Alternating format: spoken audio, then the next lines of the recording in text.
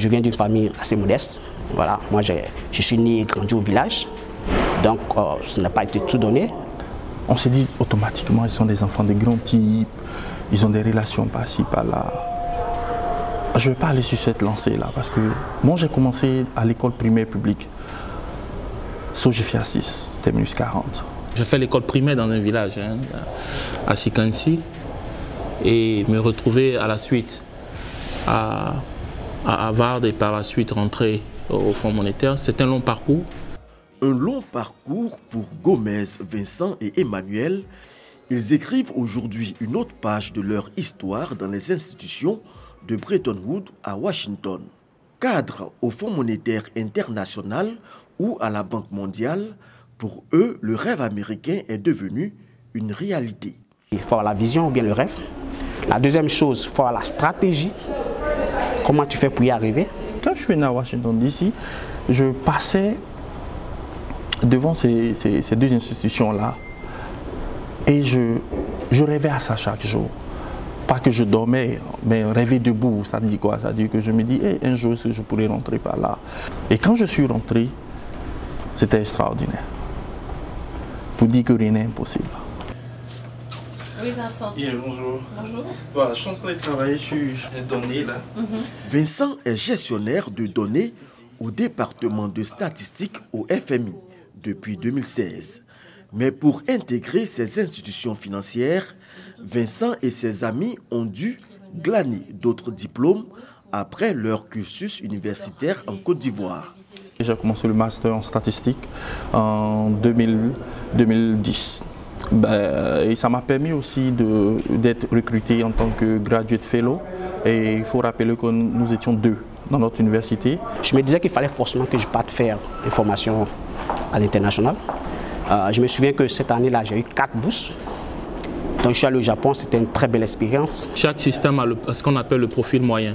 Donc, lorsque vous voulez intégrer un système, il faut juste comprendre ou connaître les caractéristiques du profil moyen. Et le profil moyen dans les institutions de Bretton Woods, c'est généralement des gens qui ont fait soit un doctorat ou soit des masters de 3e cycle dans des universités plus ou moins prestigieuses. Charles Kwame est aux États-Unis depuis plus d'une quinzaine d'années. Après l'université de Cocody, il entre à l'université de Georgetown, puis celle de Stanford. Il fait ses premières armes dans les finances internationales au FMI pendant 8 ans. Charles a rejoint la Banque mondiale en 2016, une somme d'expérience qu'il voudrait partager avec d'autres Ivoiriens. On essaie de se mettre ensemble tous. Lorsque nous savons qu'il y a quelqu'un, un jeune frère ivoirien ou une jeune sœur qui essaie d'entrer à la Banque mondiale ou au FMI, on essaie d'activer tout ce qu'on peut activer pour permettre à cette personne d'avoir toutes les informations possibles pour pouvoir se préparer aux examens, aux tests et tout ça avant d'entrer.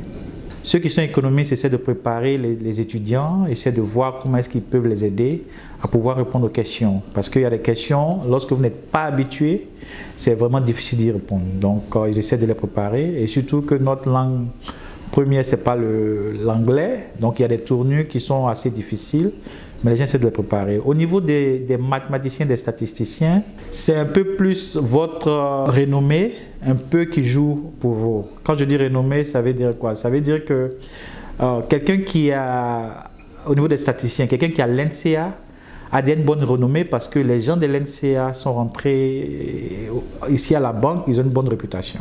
L'INPHB a aussi une bonne réputation. L'une des clés pour entrer dans les institutions financières de Bretton Woods, c'est la course à l'information. La Banque mondiale a des programmes qui consistent à recruter des Africains pour venir faire un programme de stage ou de fellowship pendant 1 an ou 6 mois à l'intérieur de ces institutions-là. Il faut être régulièrement à l'affût de l'information. Et dans un contexte aujourd'hui où les nouvelles technologies se sont rapidement développées, l'information est quasiment gratuite. Il suffit de se rendre sur les sites internet appropriés pour avoir ces informations.